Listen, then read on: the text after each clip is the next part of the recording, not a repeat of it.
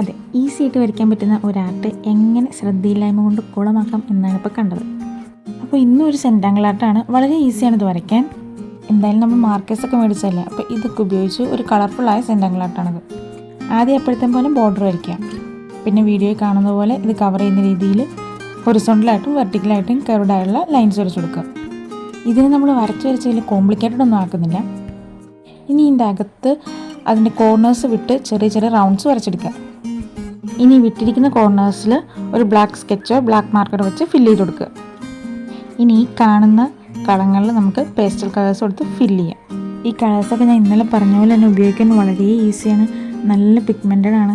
ഇതിങ്ങനെ ഫില്ല് ചെയ്യുമ്പോൾ ഭയങ്കര സാറ്റിസ്ഫാക്ഷൻ ആയിരുന്നു. ഈ മാർക്കർ ഉപയോഗിക്കാനുള്ള രസം കൊണ്ട് ഞാൻ മതി മറന്ന് ഫില്ല് ചെയ്ത് തുടങ്ങി.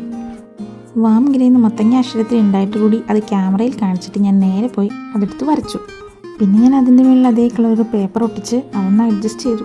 അപ്പോൾ ഞാൻ പറഞ്ഞത് എന്താണെന്ന് വെച്ചാൽ, ഈസിയാണെന്ന് വിചാരിച്ച് നമ്മുടെ ഫുൾ എഫോർട്ട് അതിൽ ഇടാതിരിക്കരുത്.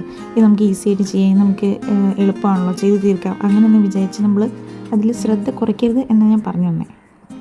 അപ്പോൾ കളറടിച്ച ഭാഗങ്ങളിൽ ഹൊറിസോണ്ടലായിട്ടും വെർട്ടിക്കലായിട്ടും സ്ട്രെയിറ്റ് ലൈനോട് ഇട്ട് കഴിഞ്ഞാൽ നമ്മുടെ പടം അവിടെ കംപ്ലീറ്റ് ആവും കേട്ടോ. അപ്പോൾ വീഡിയോ ഇഷ്ടമായ സബ്സ്ക്രൈബ് ചെയ്ത് സപ്പോർട്ട് ചെയ്യണേ.